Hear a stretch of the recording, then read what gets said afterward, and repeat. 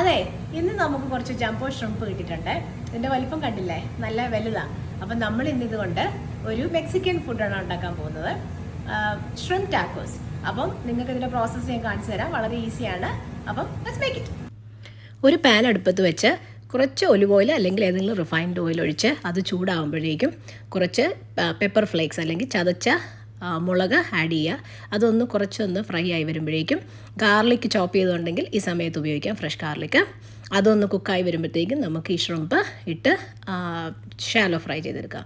ഇത് ഷ്രിംപിന് അധികം വേവിക്കാൻ പാടില്ല.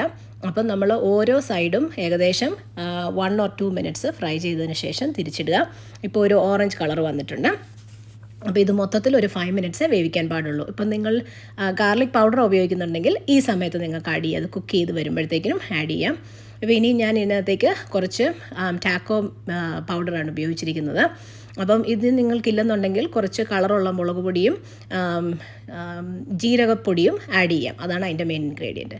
അപ്പം നമ്മളുടെ ഷ്രിംപ് റെഡിയായി വന്നിട്ടുണ്ട്. ഇനിയിപ്പോൾ ഒരു ടോട്ടിയ പാനിൽ വെച്ച് ചൂടാക്കാം, ചപ്പാത്തി ആയാലും മതി. അതിനുശേഷം നമ്മളുടെ കുക്ക് ചെയ്ത് വെച്ചിരിക്കുന്ന ഷ്രിംപ് അതിലേക്ക് നടുക്ക് വയ്ക്കുക. ഇനി അതിലേക്ക് കുറച്ച് ഉള്ളി അരിഞ്ഞതും ലെറ്റസ് ഉണ്ടെങ്കിൽ അതരെ, സ്പിനച്ചോ ലെറ്റസോ എന്തെങ്കിലും ആവാം, പിന്നെ മല്ലിയില ആഡ് ചെയ്തിട്ട് ഇനി ഇതിനകത്തേക്ക് ഒരു സോസ് ഒഴിച്ചിട്ടുണ്ട്.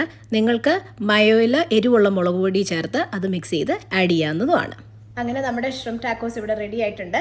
ഇത് വളരെ സിമ്പിളാണ്. അപ്പോൾ എല്ലാവരും ട്രൈ ചെയ്യുക, കമൻറ്റ്സ് അറിയിക്കുക. അപ്പോൾ നമുക്കിതൊന്ന് ടേസ്റ്റ് ചെയ്ത് നോക്കാവേ.